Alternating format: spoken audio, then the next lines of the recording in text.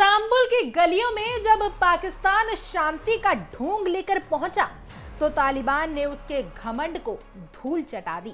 जो कभी अफगानिस्तान का मालिक बनने के सपने देखता था वो आज वहीं जाकर ठोकरें खा रहा है। तालिबान ने बात तक सुनने से इनकार कर दिया और चमन बॉर्डर पर गूंजती गोलियों ने बता दिया कि अब ताकत किसके पास है। पाकिस्तान की कूटनीति टूट चुकी है, उसकी सेना बेबस है और दुनिया अब उसे एक भिखारी की तरह देख रही है। वो भिखारी जो अपने ही बनाए राक्षस के पैरों में गिर चुका है। नमस्कार दोस्तों, मेरा नाम है कश्वी और आप देख रहे हैं इंडिया डेली का डिजिटल प्लेटफॉर्म। नमस्कार दोस्तों, मेरा नाम भावना सुखीजा है। टर्की की चकाचौंध भरी राजधानी इस्तांबुल, जहां हर तरफ जगमगाहट थी, कैमरों के फ्लैश, सुरक्षा का सख्त पहरा और बीच में बैठा पाकिस्तान उम्मीदों से लबालब। लेकिन जब ये बैठक खत्म हुई तो नतीजा वही निकला जो हर बार निकलता है, ढाक के 3 पार। पाकिस्तान के रक्षा मंत्री ख्वाजा आसिफ जब पत्रकारों के सामने आए तो उनके चेहरे पर थकान और निराशा साफ झलक रही थी। आंखों में वो मायूसी थी जो किसी हारे हुए मुल्क के चेहरे पर दिखती है। उन्होंने खुद मान लिया बातचीत पूरी तरह से विफल रही है, लेकिन ये कहानी सिर्फ एक नाकाम बातचीत की नहीं है, बल्कि उस देश की है जो अपने बनाए जाल में आज खुद उलझ चुका है। असल में इस्तांबुल की वार्ता पाकिस्तान की आखिरी कोशिश में से एक मानी जा रही थी। इस्लामाबाद चाहता था कि तालिबान शासन से एक लिखित गारंटी मिल जाए। गारंटी इस बात की कि अफगान जमीन से अब पाकिस्तान पर कोई हमला नहीं होगा, मगर तालिबान ने इसे मांग को इतनी ठंडक से ठुकराया कि पाकिस्तान का प्रतिनिधिमंडल सन्न रह गया। ख्वाजा आसिफ ने तिल मिलाकर कहा, तालिबान आतंकवाद से निपटने के लिए गंभीर नहीं है, लेकिन असलियत ये है कि अब कोई भी पाकिस्तान की बात को गंभीरता से नहीं लेता। जिस तालिबान को पाकिस्तान ने कभी रणनीतिक संपत्ति कहा था, आज वही पाकिस्तान को रणनीतिक शर्मिंदगी दे रहा है। कभी अफगानिस्तान में तालिबान को पालने पोसने वाला पाकिस्तान आज उन्हीं के दरवाजे पर जाकर भीख मांगने की नौबत में है। ये वही तालिबान है जिन्हें इस्लामाबाद ने कभी अपनी रणनीतिक गहराई बताया था, लेकिन अब वही पाकिस्तान को उसी गहराई में धकेल रहे हैं। इस्तांबुल में बातचीत टूटने के साथ ही चमन बॉर्डर पर गोलियों की गूंज सुनाई दी। कूटनीति की टेबल पर शांति की बातें हो रही थी और जमीन पर गोलियों और गोली। दुनिया के लिए ये न सिर्फ विडंबना थी, बल्कि पाकिस्तान की दोहरी नीति का ताजा सबूत। अफगान सूत्रों के मुताबिक पाकिस्तान ने हल्के और भारी हथियारों से नागरिक इलाकों को निशाना बनाया। वही पाकिस्तान का दावा उल्टा था। उसने कहा कि फायरिंग अफगान पक्ष ने शुरू की, यानी हमेशा की तरह झूठ का पुलिंदा, सफाई का ढोंग और शर्मनाक बयानबाजी। इस्लामाबाद की सरकार शायद भूल गई है कि आज की दुनिया में सच्चाई छिपाई नहीं जा सकती, क्योंकि आज हर गोली, हर धमाका, हर बम किसी न किसी मोबाइल कैमरे में दर्ज हो ही जाता है। अफगान सेना ने संयम दिखाया। उनका कहना था, हमने वार्ता का सम्मान करते हुए जवाबी फायर नहीं किया। ये बयान तालिबान की ओर से आया, मगर ये उनके संतुलन और नियंत्रण का भी इशारा था। तालिबान अब पाकिस्तान के दबाव में आने को तैयार नहीं है। जो कभी उनकी मददगार सेना थी, वही आज उनकी सरहद पर दुश्मन बन चुकी है।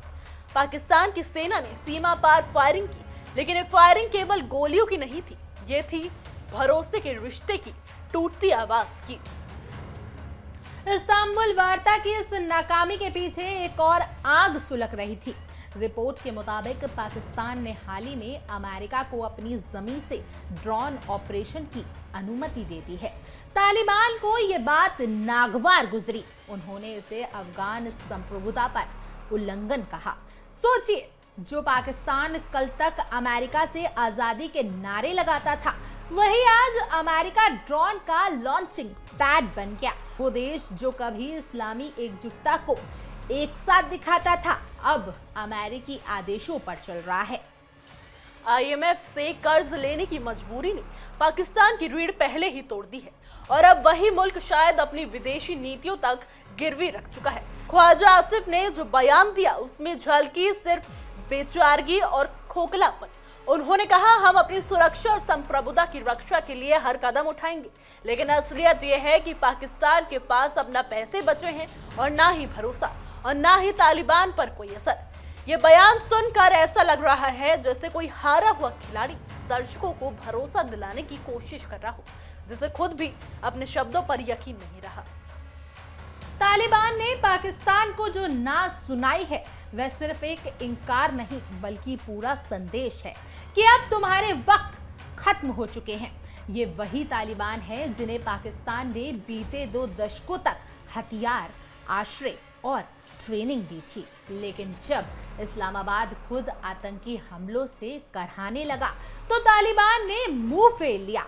अब तालिबान पाकिस्तान की हर कोशिश को कमजोरी मानने लगा है और यही पाकिस्तान की सबसे बड़ी हार है।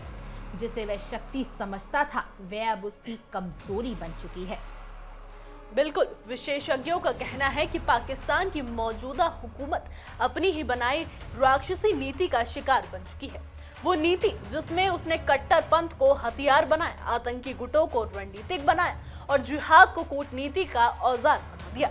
आज वही नीति पाकिस्तान की गर्दन पर फंदा बन चुकी है। उनके भीतर अब ना एकता बची है और ना ही दिशा। चमन बॉर्डर की झड़पें अब महज सीमा विवाद नहीं रही, बल्कि ये पाकिस्तान के भीतर की राजनीतिक बर्बादी और कूटनीतिक दिवालियापन की निशानी है। कभी चीन को लोहे का भाई कहलाने वाला पाकिस्तान आज IMF और सऊदी अरब के आगे हाथ फैलाने को मजबूर है। ये वही मुल्क है जो कभी दूसरों को इस्लामी दुनिया का रक्षक बताता था और आज खुद अपने नागरिकों की महंगाई और बेरोजगारी के अंधेरे में छोड़ चुका है। बिल्कुल, उधर अफगानिस्तान की जमीन से उठता आतंकवाद पाकिस्तान के भीतर हर दिन एक नए जख्म छोड़ रहा है।